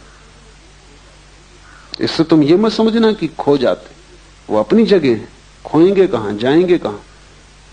तुम किसी गहरे कुएं में चले जाना और गहरे कुएं में से खड़े होकर दिन में देखना तो तुम्हें तारे आकाश में दिन में भी दिखाई पड़ जाएंगे, क्योंकि तारों को देखने के लिए अंधेरा चाहिए। सूरज की रोशनी की वजह से तारे दिखाई नहीं पड़ते। यही हालत स्वप्न की है। रात में ही सपने दिखाई पड़ते हैं ऐसा नहीं है, लेकिन रात का अंधकार चाहिए, आंख बंद हो तो दिखाई पड़ते। दिन में आंखें खुली हैं, 25 और काम करने जरूरी हैं। सपने तो भीतर बने रहते हैं, दिखाई नहीं पड़ते। दिन में भी तुम अगर आराम कुर्सी पर आंख बंद करके बैठ जाओ, तत्क्षण दिवा स्वप्न शुरू हो जाएगा। वो चल ही रहा था, वो भीतर चलता ही रहता है, उसका एक अंतर सूत्र है। इस अंतर सूत्र को तोड़ना बहुत जरूरी, क्योंकि दिन में तुम तोड़ सको तो रात में तोड़ पाओगे, दिन में ही न तोड़ सके तो रात में कैसे तोड़ोगे। सभी मंत्रों का उपयोग इस अंतर सूत्र को तोड़ने के लिए किया जाता है। जैसे कि कोई एक आदमी को मंत्र दे दिया उसके गुरु ने कि तू काम कर, बाजार जा, सामान बेच, खरीद, लेकिन भीतर राम राम राम की अंतर्ध्वनि चलने दे। ये क्या है? अगर तुम काम करते वक्त भीतर राम की अंतर्ध्वनि चलने दो तो वो जो शक्ति स्वप्न बनती थी, स्वप्न की धारा बनती थी, वो राम की धारा बन जाएगी, क्योंकि वही शक्ति है जो भीतर सपना बनती। तो भीतर तुमने एक अपना ही सपना पैदा कर लिया, राम राम राम राम। बाहर तुम सब काम करते हो और भीतर तुम राम का अनुस्मरण करते हो। तो वो जो शक्ति तुम्हारे भीतर खाली पड़ी सपना देखती थी, वो राम का स्मरण बन जाएगी। इससे कुछ राम नहीं मिल जाएंगे, लेकिन सपने के तोड़ने में सहायता मिलेगी। और जिस दिन तुम रात नींद में भी पाओगे कि सपना नहीं चल रहा बल्कि राम की धारा चल रही, उस दिन समझ लेना कि दिन में सपना टूट गया। तो मंत्र की सफलता नींद में पता चलती, दिन में पता नहीं चलती। कैसे पता चलेगी? अगर तुम दिन भर राम का जप करते रहे हो तो रात सोते समय सपना पैदा नहीं होगा, राम की धारा चलेगी। ये धारा इतनी सघन हो सकती है कि तुम कल्पना भी नहीं कर सकते। स्वामी राम राम राम जपते रहते थे।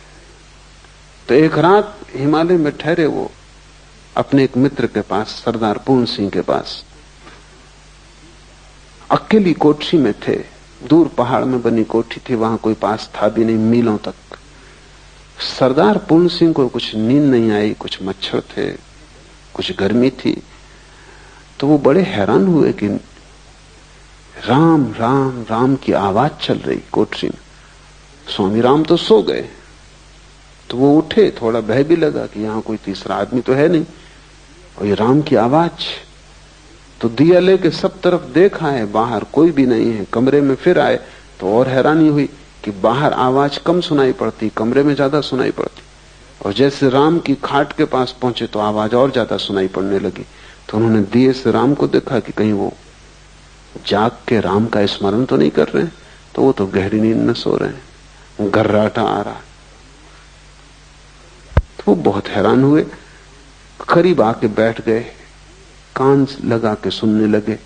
पूरे शरीर के रोए रोए से राम की आवाज आ रही।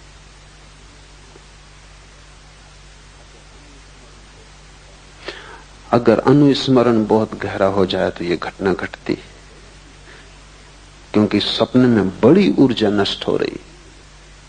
तुम्हारे सपने मुफ्त तुम्हें नहीं मिले, उनमें है कुछ भी नहीं, लेकिन कीमत बहुत चुकानी पड़ी, क्योंकि रात भर तुम सपना देखते हो। अभी सपने पर बड़ी वैज्ञानिक शोध होती है। तो वैज्ञानिक कहते हैं कि रात में हर आदमी, साधारण स्वस्थ आदमी, कम से कम 8 सपने देखता है। और एक सपने का अंतराल करीब करीब 15 मिनट का होता है। एक सपना 15 मिनट, तो 8 सपने का मतलब हुआ कि कम से कम 2 घंटे रात सपना देखा जा रहा है। और ये बिल्कुल सामान्य स्वस्थ आदमी जिसमें कोई मानसिक विकार नहीं, ऐसा आदमी खोजना मुश्किल। आम आदमी तो रात के 8 घंटे की नींद में करीब करीब 6 घंटे सपना देखता है। ये 6 घंटे जो सतत सपने की धारा भीतर चल रही है, इसमें तुम्हारी शक्ति नष्ट हो रही है। ये मुफ्त नहीं है, ये तुम खरीद रहे हो अपने जीवन को देकर। मंत्र इस शक्ति को राम में केंद्रित कर लेता है, या कृष्ण में, या क्राइस्ट में, या ओंकार में। कोई भी शब्द काम दे देगा, कोई जरूरत नहीं भगवान का नाम, खुद का नाम भी अगर तुमने दोहराया तो काम दे देगा। अंग्रेज कवि हुआ टेनिसन, उसने अपने संस्मरण में लिखा है कि मुझे बचपन से ही न मालूम कैसे ये हो गया कि जब मुझे नींद ना आती थी तो मैं अपने को जोर जोर से कहता था टेनिसन टेनिसन टेनिसन, और मुझे नींद आ जाती। फिर मुझे तरकीब हाथ पड़ गई कि जब भी मैं बेचैन होता तो मैं भीतर कहता टेनिसन टेनिसन टेनिसन, मेरी बेचैनी खो जाती। फिर मैंने इसका मंत्र बना लिया। अपना ही नाम भी अगर तुम लोगे तो उतना ही लाभ हो सकता है, हालांकि होगा नहीं, क्योंकि तुम्हें अपने नाम पर उतना भरोसा नहीं हो सकता। बाकी फर्क कुछ भी नहीं, राम कहो रहीम कहो, उससे कोई फर्क नहीं पड़ता। कोई भी नाम हो, उससे कोई फर्क नहीं पड़ता। सवाल नाम का नहीं, शब्द सभी एक जैसे और सभी नाम परमात्मा के। तुम्हारा नाम भी, कोई भी एक शब्द को पकड़ के अगर दोहराया जाए तो उसका एक संगीत भीतर पैदा हो जाता है, एक ध्वनि पैदा हो जाती। उस ध्वनि में स्वप्न की जो ऊर्जा है वो लीन हो जाती। मंत्र स्वप्नों को नष्ट करने के उपाय हैं। उनसे कोई परमात्मा को नहीं पाता, लेकिन स्वप्न को नष्ट करना परमात्मा को पाने के मार्ग पर बड़ा कदम है। मंत्र एक प्रक्रिया है, एक विधि है, एक औजार है, एक हथौड़ी है जिससे हम सपनों को चकनाचूर कर देते हैं। और सपने भी क्या है, शब्द हैं, इसलिए शब्दों की हथौड़ी उन्हें चकनाचूर कर सकती। उनके लिए कोई लोहे की असली हथौड़ी भीतर ले जाने की जरूरत भी नहीं। नकली है, नकली हथौड़ी काम कर देगी। नकली बीमारी के लिए असली दवाई हमेशा खतरनाक है। नकली बीमारी के लिए नकली दवाई ही उचित होती, क्योंकि वही उसको नष्ट कर सकती है। स्वप्न क्या है, विकल्प है। और मंत्र क्या है, मंत्र संकल्प है। वो भी विकल्प का ही एक रूप है, लेकिन स्वप्न बदलते हुए हैं, क्षणभंगुर है। मंत्र सतत है और एक ही है। धीरे धीरे सभी स्वप्नों की ऊर्जा मंत्र में लीन हो जाती। और जिस दिन रात्रि में नींद में भी स्वप्न ना आए, मंत्र चलने लगे, तुम समझना कि तुमने स्वप्न पर विजय पा ली। तुम समझना कि तुम्हारा सपना टूटा, सत्य शुरू हुआ। उसके बाद सुसुप्ति में प्रवेश हो सकता है। लेकिन तुम उल्टा ही कर रहे हो, तुम विकल्पों को शक्ति देते हो। तुम्हारे भीतर व्यर्थ के विचार चलते हैं, उनको भी तुम साथ देते हो। बैठे हो खाली तो यही सोचने लगते हो कि अगले इलेक्शन में खड़े हो जाएं। फिर सपना शुरू हुआ, फिर राष्ट्रपति से हुए बिना काम नहीं चलेगा। फिर तुम सपने में राष्ट्रपति हो जाते हो, स्वागत समारोह हो रहे हैं और तुम इस सबको रस ले रहे हो। और तुम कभी भी नहीं सोचते कैसी मूढ़ता है, क्या तुम कर रहे हो। तुम एक व्यर्थ के विकल्प को ऊर्जा दे रहे हो, साथ दे रहे हो। और ऐसे ही व्यर्थ के विकल्पों से भरा हुआ तुम्हारा चित्त है। अगर हम आदमी के जीवन की पूरी खोजबीन करें तो 99% इसी तरह के सपनों में खो जाता है। धन के सपने, साम्राज्य के सपने, शक्ति के सपने। तुम पा भी लोगे तो क्या मिलेगा। अमेरिका का एक बहुत प्रसिद्ध प्रेसिडेंट हुआ काल्विन कूलिच।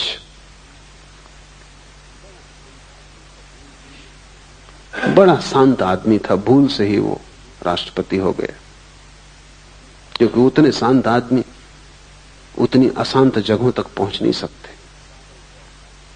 वहां पहुंचने के लिए बिल्कुल पागल दौड़ चाहिए। वहां जो जितना ज्यादा पागल, वो छोटे पागलों को दबा के आगे निकल जाता। कूलिच कैसे पहुंच गया, ये चमत्कार है। वो बिल्कुल शांत आदमी था, न बोलता न चालता। कहते हैं किसी किसी दिन ऐसा हो जाता कि 10-5 शब्दों से ज्यादा ना बोलता।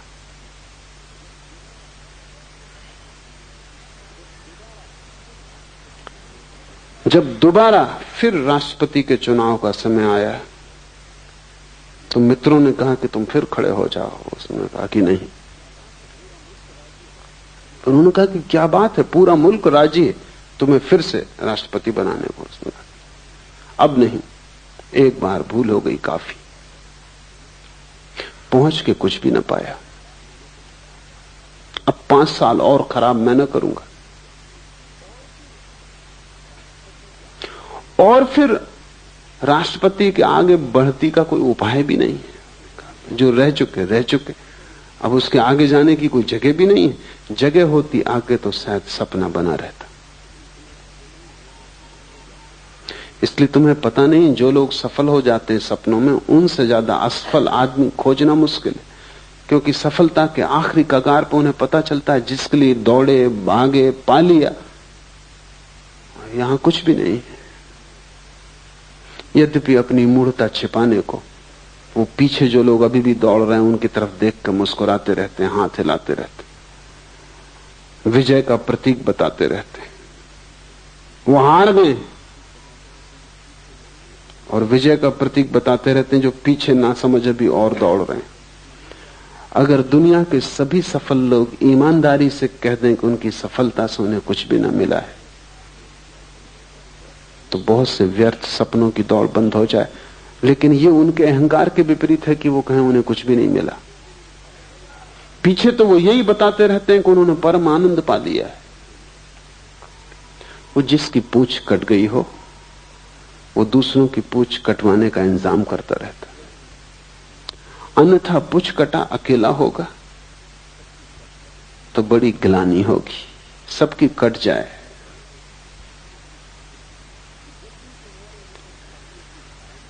जब भी तुम्हारे भीतर स्वप्न की धारा चले, तब जरा जग के देखना कि क्या तुम कर रहे हो।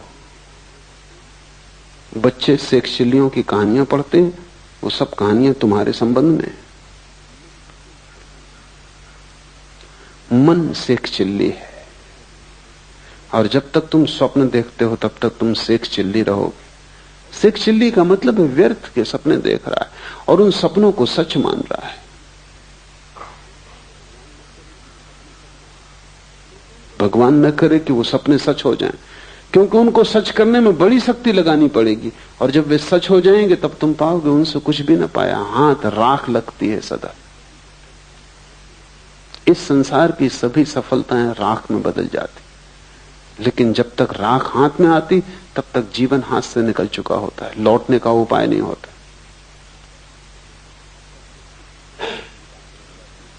और तब तो सिर्फ छिपाने की बात रह जाती है कि लोगों से छिपा लो कि तुम्हारा जीवन व्यर्थ नहीं गया, तुम बड़े सार्थक हो गए हो, तुमने कुछ पा लिया है। विकल्प ही स्वप्न है, इन विकल्पों को शक्ति मत देना। और जब भीतर स्वप्न चले तब हिला के अपने को जगा लेना और स्वप्न को तोड़ देना जितने जल्दी हो सके। मंत्र उपयोगी हो सकता है स्वप्न को तोड़ने में। मंत्र के संबंध में हम आगे विचार करेंगे, कैसे मंत्र कारगर हो सकता है। मंत्र निश्चित ही स्वप्न को तोड़ देता है। और अविवेक अर्थात स्वबोध का अभाव सुसुप्ति है, और जहां सभी कुछ खो जाता है, कोई विवेक न रह जाता, कोई होश नहीं रह जाता, न बाहर का कोई होश न भीतर का कोई होश। जहां तुम सिर्फ एक चट्टान की भांति हो जाते हो गहन तंद्रा में, लेकिन तुम देखो कि तुम्हारा जीवन कैसा उपद्रव होगा, क्योंकि जब भी तुम गहरी तंद्रा में हो जाते हो तभी सुबह उठ के तुम कहते हो कि रात बड़ी आनंददायी नींद आई। थोड़ी देर सोचो कि तुम्हारा जीवन कैसा नरक होगा कि तुम्हें सिर्फ नींद में सुख आता है। बेहोशी में भर सुख आता है, बाकी तुम्हारा जीवन एकदम दुख ही दुख है। अच्छी नींद आ जाती तो तुम कहते हो काफी हो गए, और नींद का अर्थ है बेहोशी। लेकिन ठीक ही है, तुम्हारे लिए काफी हो गया, क्योंकि तुम्हारी पूरी जिंदगी सिर्फ चिंता, तनाव, बेचैनी के अतिरिक्त और कुछ भी नहीं। उसमें तुम आराम कर लेते हो थोड़ी देर के लिए तो तुम समझते हो सब पा लिया, जबकि वहां कुछ भी नहीं है। नींद का अर्थ है कि जहां कुछ भी नहीं, न बाहर का जगत है न भीतर का जगत है, जहां सब अंधकार में खो गया। हाँ, लेकिन विश्राम मिल जाता है। विश्राम लेके भी तुम क्या करोगे? सुबह तुम फिर उसी दौड़ में लगोगे। विश्राम से जो शक्ति तुम्हें मिलती है तुम उसे नए तनाव बनाने में लगाओगे, नई चिंताएं ढालोगे। रोज तुम विश्राम करोगे और रोज तुम नई चिंताएं ढालोगे। काश तुम इतनी सी ही बात समझ लो कि नींद में जब इतना आनंद मिलता है, बेहोश तंद्रा में जब इतना आनंद मिलता है, क्यों? क्योंकि वहां कोई तनाव नहीं है, वहां कोई चिंता नहीं है, वहां तुम भूल गए सब उपद्रव। अगर बेहोशी में भी उपद्रव भूल के इतना आनंद मिलता है तो तुम सोचो, जिस दिन उपद्रव खो जाएंगे और तुम होश में रहोगे, उस दिन कैसा आनंद तुम्हें उपलब्ध हो सकेगा। उसे हमने मोक्ष कहा है, वो निर्वाण है, वो ब्रह्मानंद है। नींद में इतना मिल जाता है क्योंकि उपद्रव नहीं दिखाई पड़ते। तो जब उपद्रव सच में ही खो जाते हैं, तनाव सच में ही विसर्जित हो जाते, और तुम 24 घंटे उतने विश्राम में रहने लगते हो जैसी गहरी निद्रा में कभी कभी कोई व्यक्ति पहुंचता है, जब वैसी 24 घंटा सतत तुम्हारी शांत स्थिति बनी रहती, तब तुम्हें कैसे आनंद के राज्य का अनुभव नहीं होगा।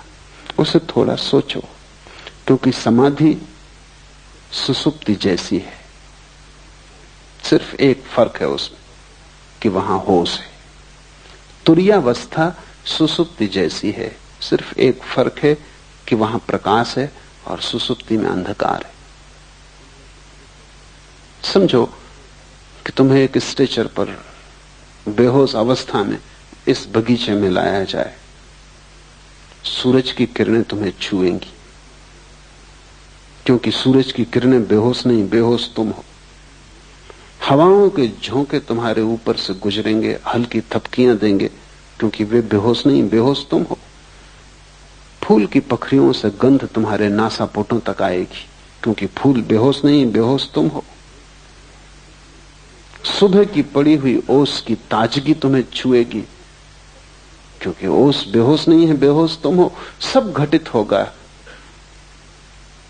लेकिन तुम्हें कुछ भी पता नहीं। 2 घंटे बाद जब तुम होश में आओगे, तुम कहोगे बड़ा विश्राम था। इस विश्राम में उस ओस का भी दान होगा, फूल की गंध का भी, सूरज की किरण का भी, हवा के झोंकों का भी, लेकिन उनका तुम्हें कुछ भी पता नहीं। तुम बेहोश थे, तब भी तुम लौट के होश में आके कहते हो बड़ा सुख आया। थोड़ी देर कल्पना करो कि तुम होश से बैठे हो, फूल की गंध बरस रही, सूरज की किरणें बरस रही, ओस ने सब ताजा कर दिया है, सब नया कर दिया है। हवाओं के झोंके वृक्षों में गीत पैदा करते हैं, तुम होश से भरे बैठे हो। तब तुम्हारे आनंद। सुसुप्ति में तुम वहीं पहुंचते हो जहां बुद्ध और महावीर और शिव जागृत अवस्था में पहुंचते हैं। नींद में भी तुम सुबह थोड़ी सी खबर लाते हो कि बड़ा सुख था, हालांकि तुम साफ नहीं कर सकते कि कैसा सुख था। तुम कुछ बता नहीं सकते, कुछ व्याख्या नहीं कर सकते, कुछ स्वाद की खबर नहीं दे सकते। नींद में गहरी, लेकिन फिर भी तुम सुबह थोड़ी सी ताजगी लेके आते हो। सुबह उठते हुए आदमी की जो रात गहरी नींद में सोया हो, उसके चेहरे पर बुद्धत्व की थोड़ी सी झलक होती। खासकर छोटे बच्चे जो कि सच में गहरी नींद सोते हैं। क्योंकि जैसे जैसे तुम्हारी चिंताएं बढ़ने लगती हैं, गहरी नींद भी मुश्किल हो जाती। छोटे बच्चों को सुबह उठते समय देखो, इसके पहले कि उनकी नींद टूटे उनके चेहरे को देखो, उस पर बुद्धत्व की ताजगी होती। कहीं भीतर कोई आनंदपूर्ण घटना घट रही जिसका उसे होश नहीं, लेकिन घटना घट रही। सुसुप्ति में सब तनाव खो जाते लेकिन विवेक नहीं होता, और समाधि में तुरीयावस्था में सब तनाव खो जाते हैं और विवेक होता है। विवेक धन सुसुप्ति बराबर समाधि, और तीनों का भोक्ता वीरेश कहलाता है। जागृत को, स्वप्न को, सुसुप्ति को, तीनों का भोक्ता, तीनों से जो पृथक है, तीनों से जो अन्य है, तीनों से जो गुजरता है, तीनों को जो भोगता है लेकिन तादात्म्य नहीं करता, जो तीनों के पार जाता है लेकिन अपने को अन्य मानता है, तीनों से भिन्न जो है वही वीरेश है। वीरेश का अर्थ है वीरों में वीर है, महावीर है। वीरेश शिव का एक नाम है। हमने महावीर उन्हीं पुरुषों को कहा जिन्होंने समाधि पा ली। हम महावीर उसको नहीं कहते जो गौरी शंकर पर चढ़ गया। ठीक है, साहस किया, लेकिन गौरी शंकर कोई आखिरी ऊंचाई नहीं है। हम महावीर उसको भी नहीं कहते जो चांद पर पहुंच गया। साहस किया, लेकिन चांद पर पहुंचना कोई आखिरी मंजिल नहीं। हम तो वीरेश उसे कहते हैं, महावीर उसे कहते हैं जिसने आत्मा को पा लिया, जिसने परमात्मा को पा लिया। क्योंकि परमात्मा से और ऊंचा गौरी शंकर कहां, और परमात्मा से और आगे मंजिल कहां। जिसने आखिरी पा लिया हम उसी को महावीर कहते हैं। उससे कम पर हम राजी नहीं है, क्योंकि चांद पे पहुंच के क्या होगा। चांद पे पहुंच के सिर्फ और आगे पहुंचने के रास्ते खुलते हैं। अब मंगल पे पहुंचना होगा। मंगल पे पहुंच के क्या होगा, अनंत विस्तार है। हम महावीर उसे कहते हैं जो वहां पहुंच गया जिसके आगे अब पहुंचने को कोई जगह ना बची। और क्यों कहते हैं महावीर उसे, क्योंकि उससे बड़ा कोई दुस्साहस नहीं है। स्वयं को पा लेने से बड़ा कोई दुस्साहस नहीं है। उससे बड़ी कोई साहसिक अभियान नहीं है, क्योंकि उसके मार्ग पर जितनी कठिनाइयां हैं उतनी कठिनाइयां किसी मार्ग पर नहीं। उस तक पहुंचने में जितनी तपश्चर्या से तुम्हें गुजरना पड़ेगा और कहीं पहुंचने में वैसी तपश्चर्या से नहीं गुजरना पड़ता। स्वयं की यात्रा सबसे दुर्भर यात्रा है। वो खडक की धार है। शायद इसीलिए तुम स्वयं से भागे हुए हो और संसार में अपने को यहां वहां उलझा रहे हो। शायद इसी कारण आत्मज्ञान की बात मन को पकड़ती भी है, फिर भी तुम हिम्मत नहीं जुटाते। कहीं कोई डर पकड़ लेता है। कठिन है, अकेले जाना होगा। सबसे बड़ी कठिनाई तो यह है कि दुनिया में सब जगह तुम किसी के साथ जा सकते हो, सिर्फ एक जगह है जहां तुम्हें अकेले जाना होगा। वहां पत्नी साथ ना होगी, भाई साथ ना होगा, मित्र साथ ना होगा, गुरु तक भी वहां साथ नहीं हो सकता, सिर्फ इशारा कर सकता है। बुद्ध ने कहा है, बुद्ध इशारा करते, जाना तुम्हें होगा। और अकेले होने में डर लगता है। और चारों तरफ इतने लोग हैं, इतने सपने हैं। सपनों में कई तो बड़े मधुर सपने, उनमें बड़ा रस है। उन सबको तोड़कर, इस सब सपने के जाल को गिराकर सत्य की यात्रा पर थोड़े से दुर्लभ लोग निकलते हैं। उनमें से भी बहुत से बीच यात्राओं से वापस लौट आते। लाखों में एक उस यात्रा पर जाता है, क्योंकि बड़ी कठिन है। और लाखों जाते हैं, उनमें से कोई एक पहुंच पाता है।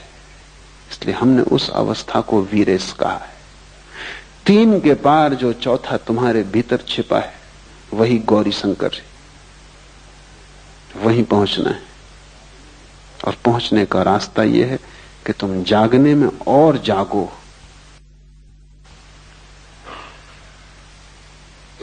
अभी तुम कुनकुने हो, जलती हुई लपट हो जाओ जागरण की, ताकि ये लपट स्वप्न में प्रवेश कर जाए। स्वप्न में भी जागो ताकि स्वप्न टूट जाएं। स्वप्न में इतने जागो कि जागने की एक किरण सुसुप्ति में भी पहुंच जाए। बस जिस दिन तुम सुसुप्ति में दिया लेके पहुंच गए, तुमने वीरेश होने का द्वार खोल लिया, तुमने मंदिर पर पहली दस्तक दी। अनंत आनंद है, लेकिन बीच का मार्ग चलना ही पड़े, कीमत चुकानी ही पड़े। और जितना बड़ा आनंद पाना हो उतनी बड़ी कीमत चुकानी पड़ेगी। सस्ता कोई सौदा नहीं हो सकता। बहुत लोग सस्ते सौदे की कोशिश भी करते हैं, बहुत लोग शॉर्टकट खोजते हैं। उनको शोषण करने वाले गुरु भी मिल जाते हैं जो कहते हैं कि बस इससे सब हो जाएगा, कि तुम ये ताबीज बांध लो, कि तुम मुझ पे भरोसा रखो, बस कि तुम दान कर दो, पुण्य कर दो, कि तुम मंदिर बना दो। ये सब सस्ती बातें हैं, इनसे कुछ हल होने वाला नहीं। इनसे सिर्फ तुम धोखे में पड़ते हो। यात्रा करनी ही पड़ेगी। फिर और भी सस्ते मार्ग खोजने वाले लोग, कोई गांजा पी के सोचता है समाधि लग गई, कोई भंग खा के सोचता है कि ज्ञान उत्पन्न हो गया। हजारों साधु सन्यासी हैं, गांजा, अफीम, भंग का उपयोग कर रहे हैं। अभी पश्चिम में उनका प्रभाव बहुत बढ़ गया, क्योंकि पश्चिम में और भी अच्छे मादक द्रव्य खोज लिए गए। हसीस, मारिजुआना, एलएसडी और भी वैज्ञानिक केमिकल खोज लिए गए, जिनका तुम एक इंजेक्शन ले लो और तुम समाधिस्थ हो गए। एक गोली ले लो, समाधि उपलब्ध हो गई। जैसे तत्क्षण काफी तैयार की जा सकती है, वैसे तत्क्षण समाधि भी तैयार की जा सकती है। काश इतना सस्ता होता, और काश नशे में खोने से कोई ज्ञान को उपलब्ध होता, तो सारी दुनिया कभी की हो गई होती। इतना सस्ता नहीं है, लेकिन सस्ते की खोज मन करता है। मन चाहता है किसी तरह बीच का रास्ता कट जाए और हम जहां हैं वहां से हम सीधे मोक्ष में प्रवेश कर जाएं। बीच का रास्ता नहीं कट सकता, क्योंकि इस रास्ते से गुजरने में ही तुम्हारा मोक्ष आएगा। क्योंकि रास्ता सिर्फ रास्ता नहीं है, रास्ता तुम्हारा विकास भी है। यही तकलीफ है। बाहर तो हो सकता है लंदन से हवाई जहाज उठता है, सीधा बंबई उतर जाए, बीच का रास्ता काट दिया। लेकिन लंदन से जो आदमी बैठा वो बंबई में वही आदमी उतरेगा जो लंदन से बैठा था, कोई दूसरा आदमी नहीं उतर सकता। उसमें कोई विकास नहीं हुआ। ये यात्रा बाहर की है, लेकिन तुम जहां हो यहां से मोक्ष में उतरने का कोई हवाई यात्रा नहीं हो सकती। और जो भी कहते हैं हो सकती है, वो धोखा देते हैं। क्योंकि ये यात्रा एक बिंदु से दूसरे बिंदु की यात्रा नहीं है, एक जीवन स्थिति से दूसरे जीवन स्थिति में प्रवेश है। बीच के मार्ग से गुजरना ही होगा, क्योंकि उस गुजरने में ही तुम निखरोगे, जलोगे, बदलोगे। उस गुजरने की पीड़ा से ही तुम्हारा विकास होगा। वो पीड़ा अनिवार्य है। उस पीड़ा से गुजरे बिना कोई वहां नहीं पहुंच सकता। और तुमने अगर कोई संक्षिप्त रास्ता खोजा तो तुम सिर्फ अपने को धोखा दे रहे हो। पश्चिम में संक्षिप्त की बड़ी तलाश है, इसलिए महेश योगी जैसे व्यक्तियों का बड़ा प्रभाव है। उस प्रभाव का कुल कारण इतना कि वो कहते हैं कि हम जो कह रहे हैं ये जेट स्पीड है। हम जो कह रहे हैं ये छोटा सा जो मंत्र है, रोज 15 मिनट कर लेने से तुम सीधे पहुंच जाओगे। कुछ और करने की जरूरत नहीं। न तुम्हारे आचरण को बदलने की जरूरत है, न तुम्हारे जीवन को बदलने की जरूरत है, न तुम्हें कुछ खोना है बाहर की दुनिया में। कुछ करना नहीं है, बस तुम्हें बैठ के 15 मिनट विश्राम करके ये मंत्र का जाप कर लेना। बस ये मंत्र सब कुछ है। मंत्र कीमती चीज है, पर सब कुछ नहीं।